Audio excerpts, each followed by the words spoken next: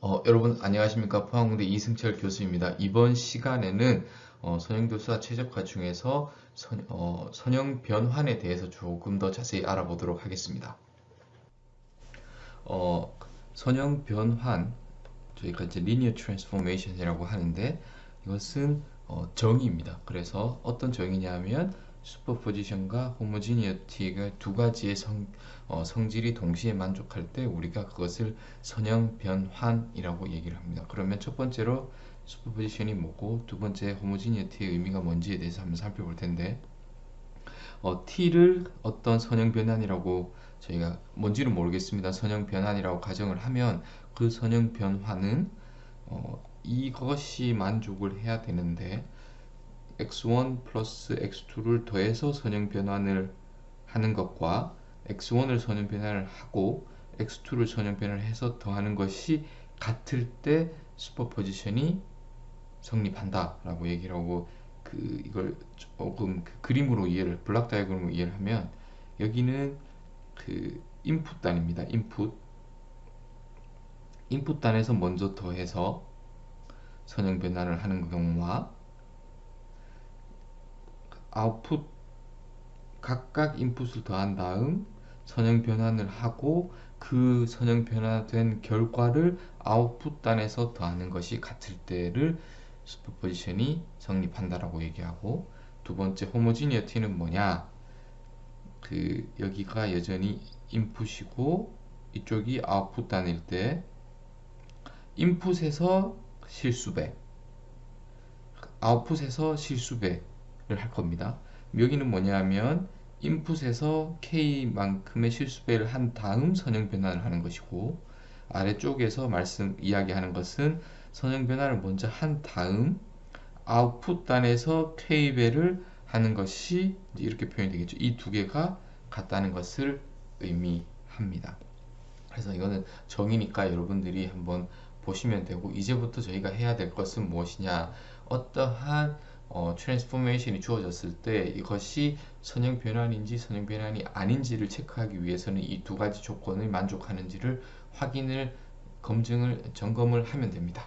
자, 그래서 제가 사실 선형 변환보다는 행렬에서 저희가 이제 지난주에 이제 행렬에 대해서 이야기를 많이 했기 때문에 행렬과 선형 변환이 어떠한 관계인지에 대해서 말씀을 드리도록 하겠습니다. 그래서 선형 변환은 행렬로 표현할 수 있다.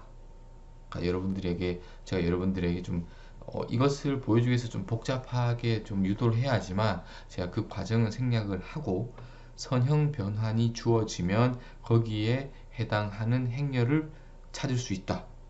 그리고 더 우리에게 관심이 있는 것은 저희는 대부분 행렬이 주어질 겁니다. 행렬이 주어지면 그 행렬이라는 것은 뭐 이렇게 숫자들이 있을 텐데, 제가 지난 시간에 이렇게로 행렬을 바라보던, 또는 이렇게 바라볼 수 있는 두 가지 서로 다른 관점이 있다는 것을 제가 설명을 드렸고, 오늘 이 시간에는 여기에 이렇게 있는 숫자들만,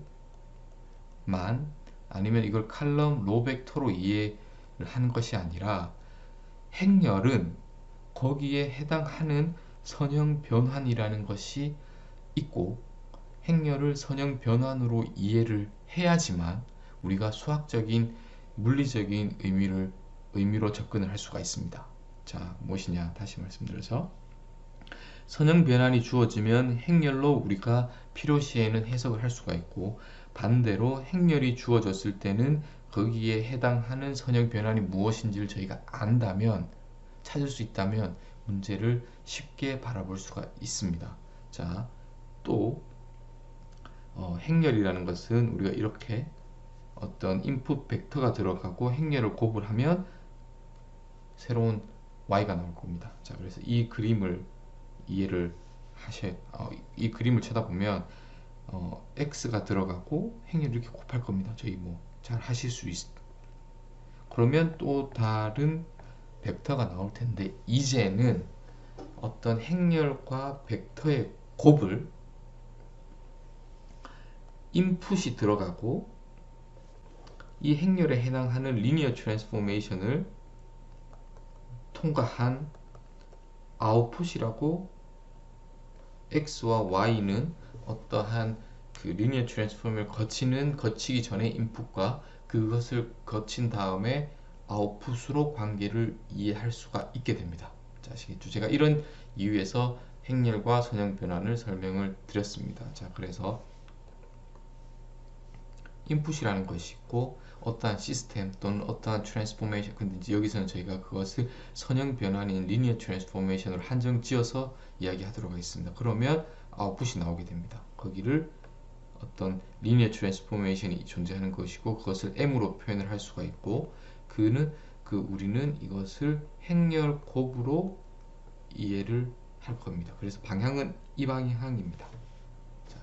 자, 그럼 이제 다양한 선형 변환 중에서 몇 가지 예시를 한번 들어서 저희가 한번 살펴보도록 하겠습니다. 첫 번째로 회전 변환, 로테이셔널 매트릭스에 대해서 한번 알아볼 텐데, 우리가 x라는 것이 주어지면 y로 세타만큼 로테이션을 시키는 경우를 2차원에서 따져보도록 하겠습니다. 우리 고등학교 때 배웠습니다.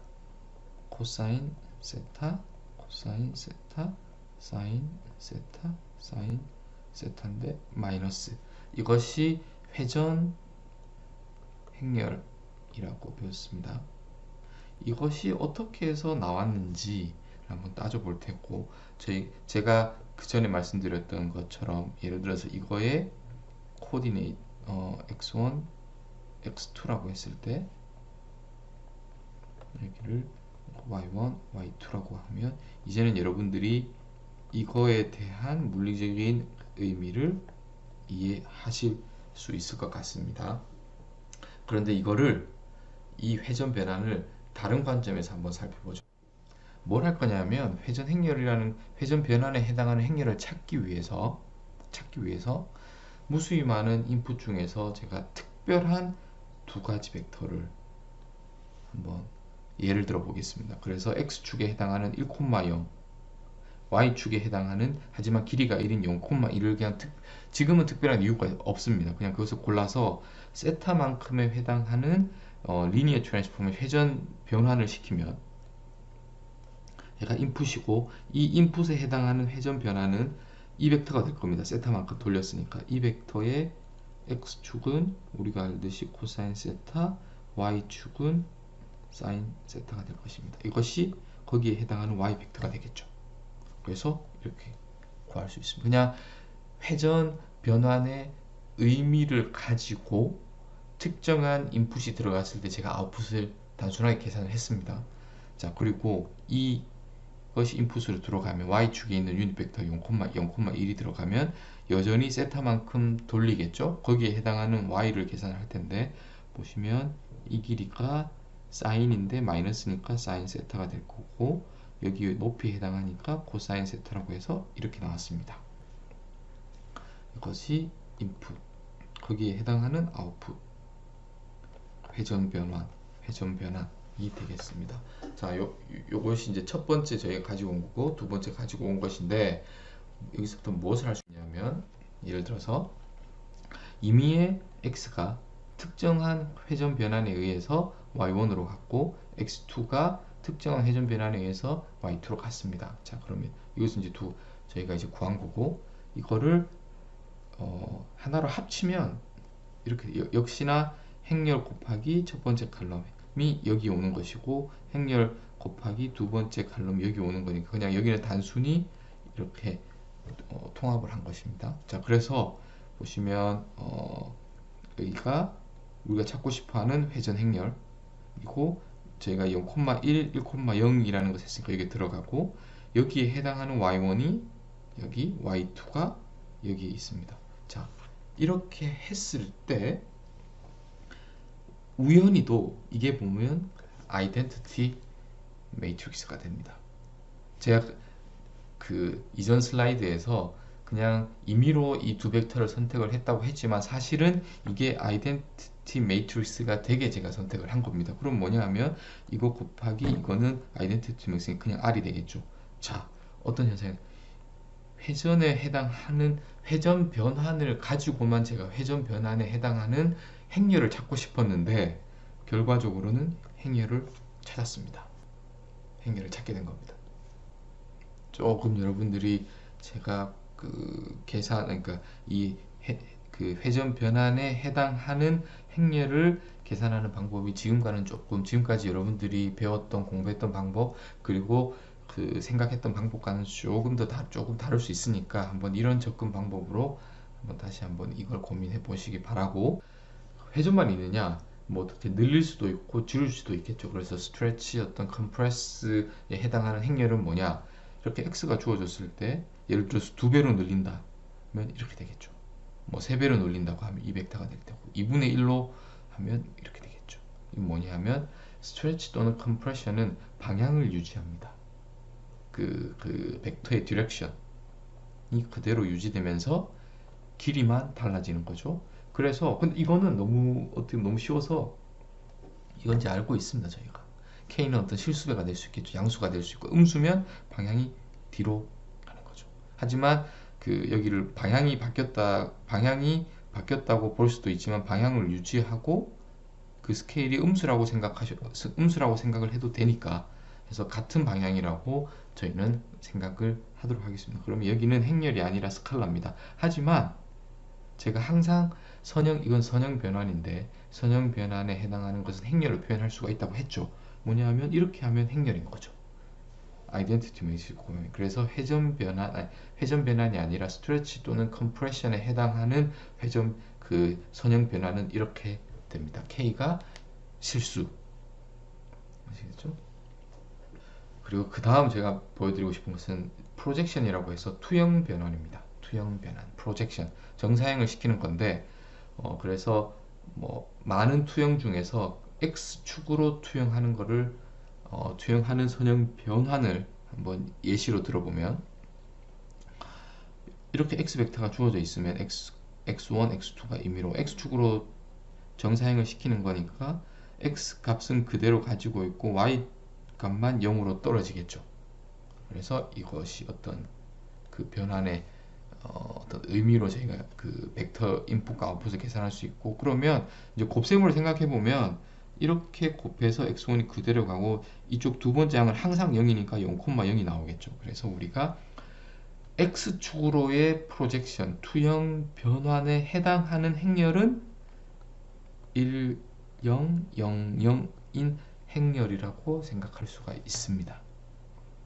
아시겠죠? 이것을 또 다른 방법으로 제가 1,0인 벡터가 어디로 투영이 되는지, 또 0,1이 어디로 투영이 되는지를 보면 얘는 1, 0으로 갈 테고 여기는 0, 0으로 떨어지게 될 겁니다. 그림을 그리면 이 벡터는 x축으로 투영하니까 그대로 벡터가 되고, 이 벡터는 0으로 이쪽으로 이렇게 아래로 투영하면 여기가 될 테니까, 그리고 이 두 개를 이렇게 합쳐서, 근데 여기가 아이덴티티 매트릭스니까 P는 0, 1, 0, 0, 0 여전히 두 개가 같다는 것을 저희가 확인을 할 수가 있습니다. 자, 이렇게 해서